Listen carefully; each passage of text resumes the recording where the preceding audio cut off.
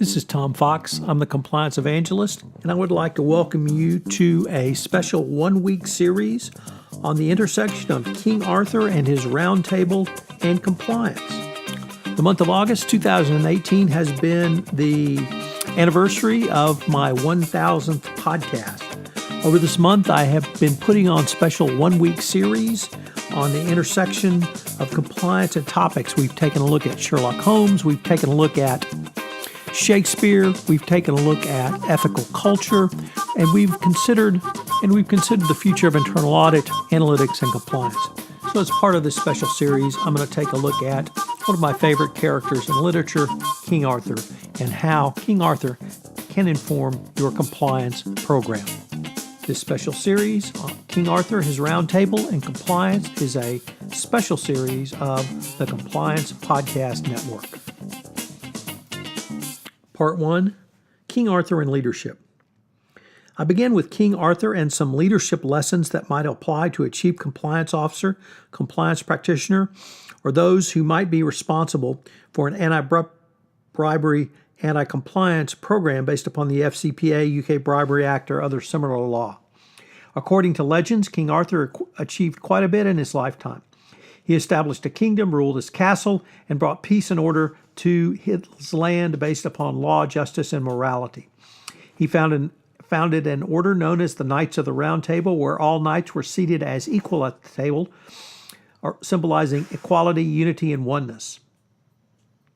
In Characteristics of a Good Leader, Nicole Lastamato identified 5 characteristics she believed made Arthur a good leader.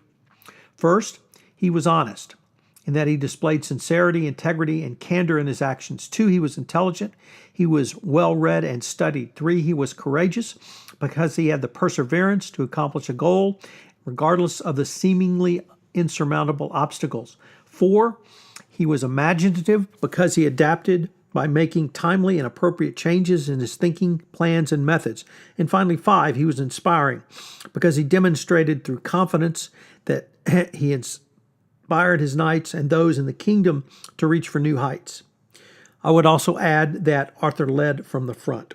I thought about those qualities when there is an incident which would give rise to a violation under the FCPA or other federal law.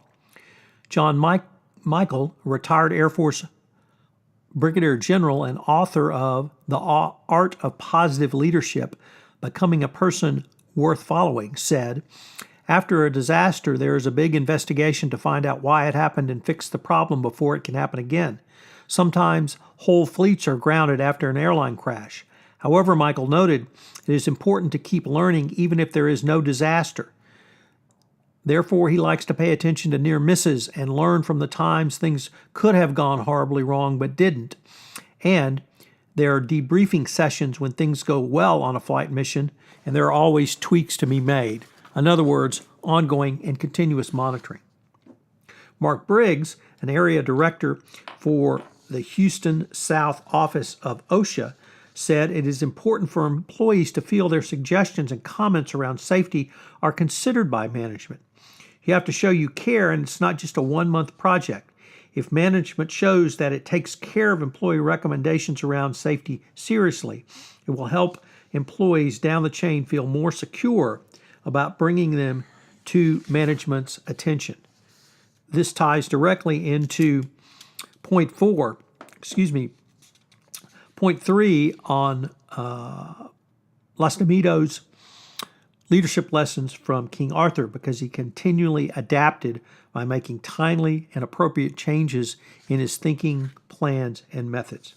This ties directly into the Department of Justice's 10 hallmarks of an effective compliance program, which under Prong 9, ongoing monitoring and continuous improvement, requires this. But this clearly was inspired by King Arthur. So, what are some of the leadership lessons for the CCO or the compliance practitioner? First of all, you should channel your inner King Arthur and lead. You have to lead management to understand that you are one of the best sources of information on your own business and that your employees are so as well. The reason the FCPA guidance lists internal reporting as one of its 10 hallmarks of an effective compliance program is that very reason. You must give employees a way to report misconduct.